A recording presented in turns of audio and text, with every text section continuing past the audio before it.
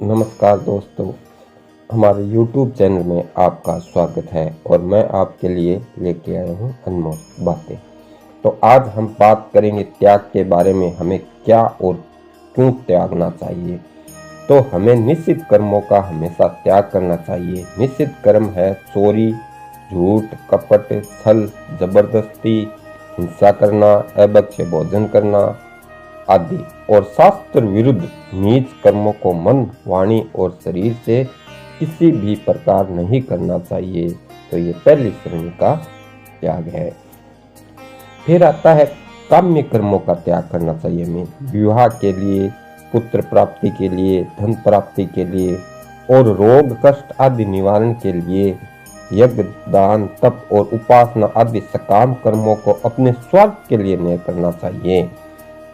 ये सब अच्छे कर्म है, लेकिन अपने स्वार्थ के लिए नहीं करना चाहिए। इनका हमेशा त्याग करना चाहिए। ये द्वितीय श्रेणी का त्याग है। फिर आता है तृष्णा का त्याग।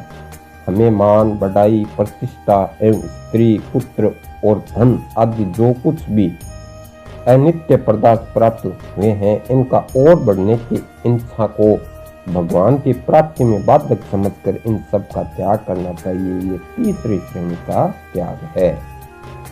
फिर आता है स्वार्थ के लिए दूसरों से सेवा कराने का त्याग। तो हमें अपने स्वार्थ के लिए किसी से सेवा न तो करानी चाहिए और न ही हमें किसी की सेवा करनी चाहिए।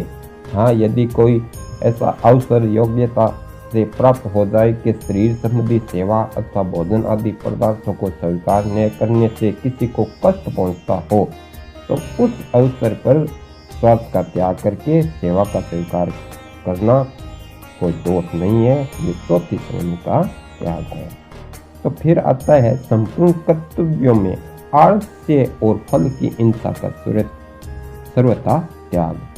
तो ईश्वर की भक्ति में, देवताओं का पूजन का, माता पिता गुरुजन की सेवा, यज्ञ, दान, तप आदि में हमें किसी प्रकार का आलस्य और कामना की भावना का त्याग करना चाहिए। ये पांचवी श्रेणी का त्याग है।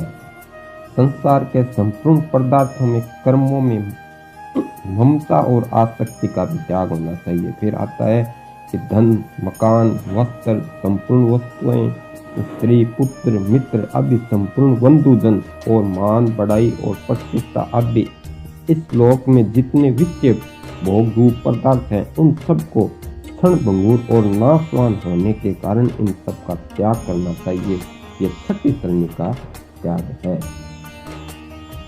फिर संसार, शरीर और संपूर्ण कर्मों में सूक्ष्म वासना और अहम भाव का भी सर्वथा त्याग होना चाहिए। तो संसार के संपूर्ण पदार्थ में मोह, माया होने के कारण ये सर्वथा अनित्य है। तो एक परमात्मा ही सब प्रकार से समभाव से परिपूर्ण है।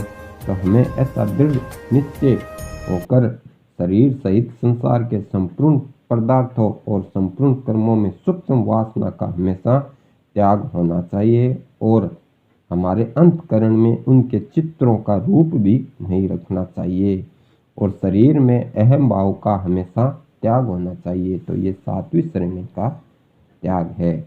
तो इस प्रकार मनुष्य त्याग करने से मनुष्य का संसार के संपूर्ण पदार्थों में वैराग्य होकर केवल एक परमात्मा में ही अनन्य प्रेम हो जाता है। इसलिए उनको भगवान के गुण, प्रभाव और रहस्य भरी विशुद्ध प्रेम के विषय की कथाओं का सुनना और सुनाना, मनन करना, एकांत में रहकर निरंतर भगवान का भजन, ध्यान और शास्त्रों को पढ़ना, विचार करना ही प्रिय लगने लगता है। विषय मुक्त मनुष्य को हास्य, विलास, प्रमाद, निंदा, विषय भोग और व्यर्थ बातों में अपने अमूल्य समय का एक क्षण भी बिताना अच्छा नहीं लगता। साधना करते करते ही साधक परमात्मा की कृपा से परमात्मा के स्वरूप को जानकर अविनाशी परम पद को प्राप्त हो जाता है और इस प्रकार साधना करने से मनुष्य तत्काल ही परमात्मा को सुखपूर्वक प्राप्त हो जाता है। तो इस प्रकार हमारा ये जीवन भी सुधर जाता है और अगला जीवन भी सुधर जाता है। इसलिए हमें हर चीज़ का त्याग करना चाहिए। जय श्री राम।